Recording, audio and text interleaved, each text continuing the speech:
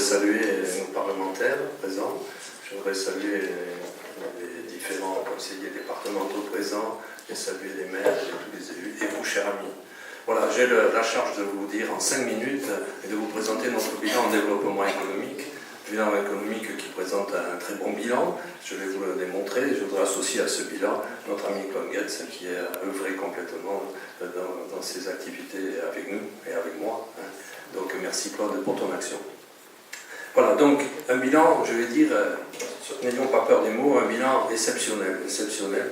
Depuis de nombreuses années, depuis 3 mandats, Martin Malvy constitue des forces importantes pour notre région, pour la placer au plus haut niveau. Aujourd'hui, on peut dire que notre région, en termes de balance de commerce extérieur, est la 3e région aujourd'hui, que c'est la première région qui fabrique de l'emploi industriel. C'est l'une des toutes premières régions qui a un tissu et un réseau d'universités, de recherche et de développement et de centres de compétences diverses. La preuve, la semaine dernière, ou cette semaine d'ailleurs, en début de semaine, Siemens vient d'annoncer qu'à Toulouse, ils avaient choisi Toulouse pour installer leur centre mondial des systèmes embarqués à bord des métros automatiques. Donc je reviendrai sur ça. C'est pas neutre ce genre d'annonce, ça veut dire qu'ils ont trouvé à Toulouse, effectivement, de rassembler toutes leurs forces et de montrer qu'ils pouvaient utiliser l'écosystème global de notre région. Il y a d'autres attentes, il y a d'autres installations qui se sont faites sur ces critères-là. Alors, je dirais, ce bilan de développement économique a toujours été une obsession pour nos équipes, et en particulier pour Martin Malvy, que je remercierai à la fin de mon exposé sur ces sujets. Bien sûr, le développement économique, ce n'est pas que de l'industrie, c'est le développement économique qui s'appuie sur l'industrie, certes, mais il s'appuie aussi sur l'agriculture, il s'appuie sur le tourisme et les services. Et c'est bien ces 4 piliers qui doivent marcher ensemble, et on voit très bien que lorsqu'on va à l'export, une des fonctions que nous avons entrepris depuis 2010, quand on voit l'internationalisation, il faut y aller avec le centre régional du tourisme, parce que les deux marchent ensemble. Il faut y aller avec nos amis agriculteurs, ce qu'on a fait longtemps avec Vincent Labarthe. C'est bien ces 3 piliers qui marchent ensemble et qui font la valeur et la richesse de notre région.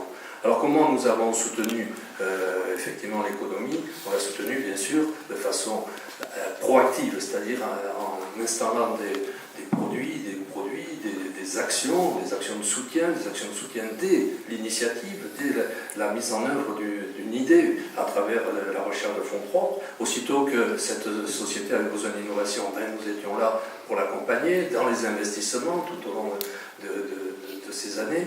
Et puis, ces derniers temps, depuis 2010, nous avons mis vraiment un braquet supérieur pour l'internationalisation, les amener à l'export, leur permettre des implantations à l'export.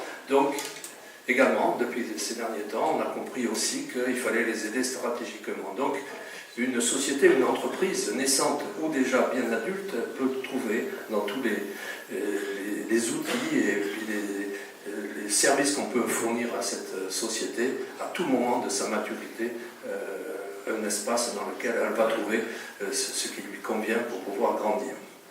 Donc, aujourd'hui, quelques chiffres, par exemple. Les chiffres, c'est 2000 contrats, ce qu'on appelle des contrats d'appui, 2000 contrats d'appui qui ont touché à peu près 1800 entreprises pour 250 millions régionaux, souvent complémentés par des fonds européens. Et c'est le chiffre important, 11 000 emplois créés ou soutenus ou maintenus. Et vous me direz, et en région, et en 65, qu'est-ce que ça a fait?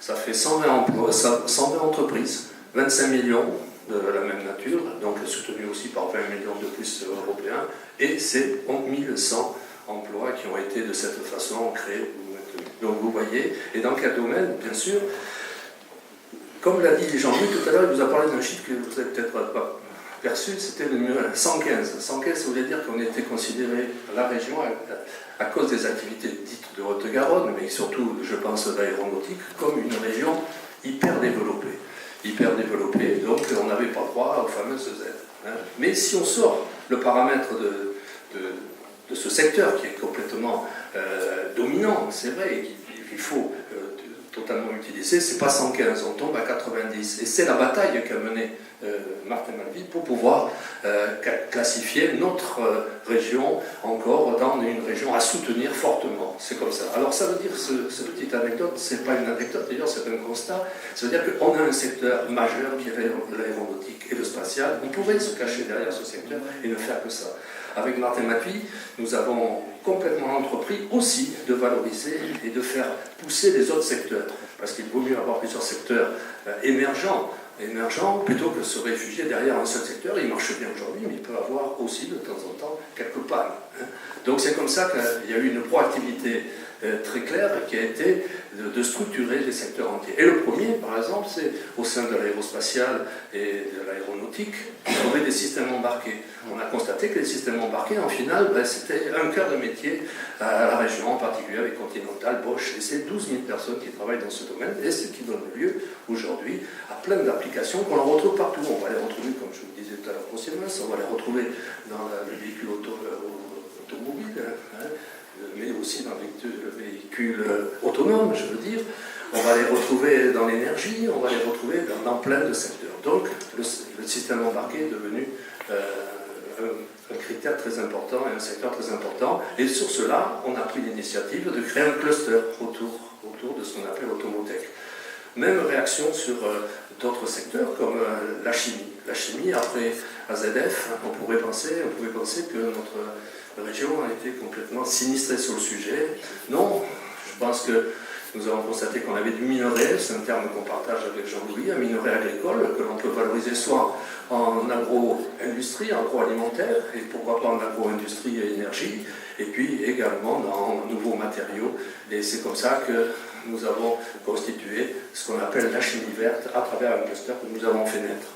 Donc, je ne vais pas vous décrire tous les secteurs parce qu'ils sont dans la robotique, dans le drone, dans les applications spatiales, dans les saveurs aussi. Nous avons pris des initiatives de ce type depuis 2010 pour faire immerger d'autres secteurs qui vont nous permettre d'être encore plus forts, c'est-à-dire d'avoir des secteurs dans lesquels on structure des approches de travail coopératif, bien sûr, d'appels d'offres, d'appels à manifestation, où les gens se rencontrent, font ensemble des projets et tout à fait bien, et avoir un éventail ou une gamme de secteurs tout à fait adultes dans notre région. Voilà, donc ça, c'est le travail qui a été fait. Travail aussi qui a été fait, on aurait pu se contenter au niveau des agences, d'avoir l'agence de développement qui s'appelle MPE, l'agence d'innovation MPI. Ben, on a pris pour le début de l'année le challenge d'en faire qu'une. Pourquoi? Parce que, d'abord d'être plus fort, de pouvoir, à partir, vous avez bien compris, le cycle d'une entreprise, elle naît, elle se développe, elle prend de l'innovation, elle s'internationalise. Et bien aujourd'hui, avec cette agence, n'importe à quel moment, vous pouvez rentrer dans une des catégories. Vous avez remarqué que c'est que des I, 5I, intelligence économique, innovation, initiative, investissement et internationalisation. Je suis assez fanat de ça. Alors, ça n'a pas été compris, mon idée, de l'appeler l'agence 5I. On verra. Donc, parce que Madeli, qu'est-ce que ça veut dire? Ça veut dire mon agence de développement économique, de l'export et de l'innovation. Donc, il n'y a pas d'internationalisation, et je le regrette d'ailleurs. Voilà. Donc, aussi, juste un petit sur les filières, vous avez compris que la structuration en filière est très importante pour pouvoir, effectivement, au niveau de notre région, pouvoir mettre en ordre de marche, l'entre de marche de tous nos secteurs. Sur 65, on a appuyé sur quoi plus? On a appuyé, par exemple, sur Pyrénéa. Donc, il y a beaucoup d'administrateurs de Pyrénéa qui sont ici, d'autres gens. Donc, c'est effectivement autant Jean, Michel, donc je pense qu'on est beaucoup, excusez-moi si je ne vois pas tout le monde sur ce sujet. C'est dire, ok, Toulouse va être un endroit où on va produire des avions, les concevoir et mais nous, on peut être l'endroit où on peut traiter la deuxième vie, la troisième vie et la mort de l'avion. C'est quoi la deuxième vie, la troisième vie? C'est que les avions, ils vont changer de propriétaire, ils vont changer d'usage, ils vont changer de couleur, ils vont changer tout ça, d'aménagement, et c'est ça qu'on peut faire. Donc ça, on a mis sur le 65 complètement la pression sur ça. Prime, où on a eu dans l'électronique de puissance. Aujourd'hui, les premières sociétés sont en train d'émerger de cela. les agromatériaux, en particulier avec VGPlast qui a bénéficié totalement de nos approches, hein, les composites aujourd'hui. Donc c'est surtout sur ces secteurs que nous avons complètement investi. Alors bon, puisque je crois que le temps est monté, et je pourrais tenir la soirée sur le sujet, alors juste j'en arrive à dire d'abord remercier Martin Mabi pour vraiment l'impulsion, parce que son obsession c'était du développement économique certes, mais pour créer de l'emploi. C'est derrière la création d'emplois qui est importante. Je voudrais le remercier sur vraiment tout le soutien qu'il a pu nous apporter dans ces initiatives. Et puis, en tant que témoin privilégié dans certains événements ou voyages que j'ai fait avec lui, combien je peux saluer l'ambassadeur exceptionnel que ça a été pour notre région pendant tous ces voyages que j'ai pu faire avec lui en Chine, à Seattle, au Rouget, et ainsi de suite. Voilà, merci pour l'inviter. Je voudrais bien que vous l'applaudissiez.